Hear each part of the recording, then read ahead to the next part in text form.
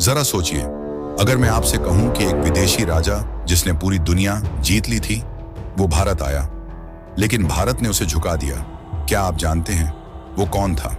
क्या आप जानते हैं भारत ने कैसे उसे हराया? और सबसे बड़ा सवाल, इतिहास में दर्ज वो दिन जब भारत की मिट्टी ने दुनिया के सबसे बड़े विजेता को उसकी औकात दिखा दी, वो दिन आखिर कैसा था? तो चलिए दोस्तों, स्क्राइब स्टोरीज आपको ले जा रही है आज से ठीक 2300 साल पीछे, जहां रेगिस्तान की रेत में इतिहास की सबसे गर्व भरी कहानी लिखी गई थी। रेगिस्तान में अब भी धूल उड़ रही थी, मंदिरों की घंटियां अब भी खामोश थीं और भारतीय माताएं अब भी अपने बेटों की राख को सीने से लगाए बैठी थीं। दारा का हमला खत्म हुआ था, लेकिन उसकी परछाई अब भी भारत पर मंडरा रही थी। फारस ने सिंधु के पश्चिमी हिस्से यानी आज का पाकिस्तान और बलूचिस्तान अपने साम्राज्य में मिला लिया था। वहां से सोना, मसाले और कर अब पर्सेपोलिस के शाही खजानों तक जाने लगे। भारतीय व्यापारी अब फारसी कर संग्रहकर्ताओं के अधीन थे, लेकिन भारत का दिल यानी गंगा, मगध, कौशल, अवंती और तक्षशिला अब भी आजाद था। भारत हार गया था, पर टूटा नहीं था।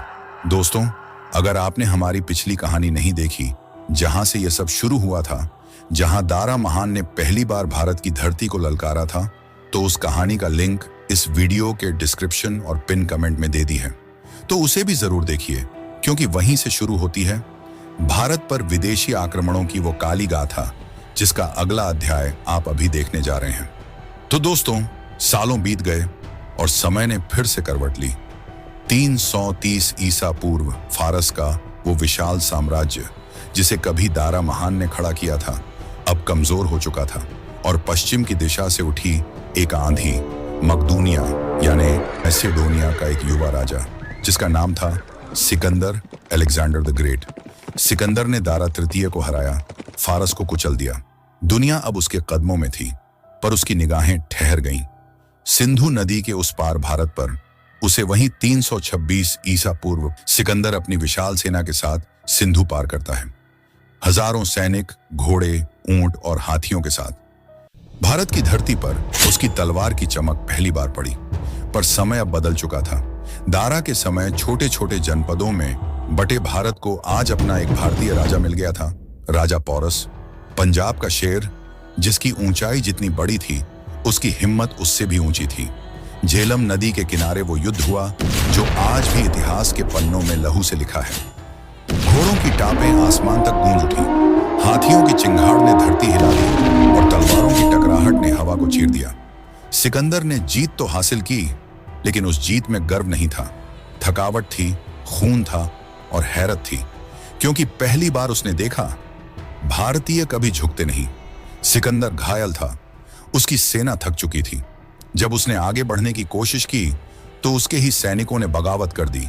उन्होंने कहा, अब और नहीं, क्योंकि भारत में हर आदमी योद्धा है, हर औरत मां देवी की तरह अडिग है और हर मिट्टी का कण मरते दम तक अपनी धरती की रक्षा करेगा।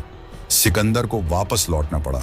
वो कभी भारत के अंदर नहीं जा सका और उसी सिंधु के किनारे जहां उसने पहली बार कदम रखा था, उसी रास्ते लौटते हुए उसने आखिरी सांस ली। वो जीता था पूरी दुनिया, पर हार गया भारत के जज्बे से, क्योंकि भारत को तलवार से नहीं, केवल सम्मान से जीता जा सकता है। दोस्तों, ये सिर्फ एक कहानी नहीं, ये भारत की आत्मा की आवाज है। अगर इस कहानी ने आपके दिल को छुआ, तो इस वीडियो को लाइक, शेयर और सब्सक्राइब जरूर करें, क्योंकि स्क्राइब स्टोरी सिर्फ कहानी नहीं सुनाती, वो आपको वो भारत दिखाती है जो कभी झुका नहीं। जय हिंद।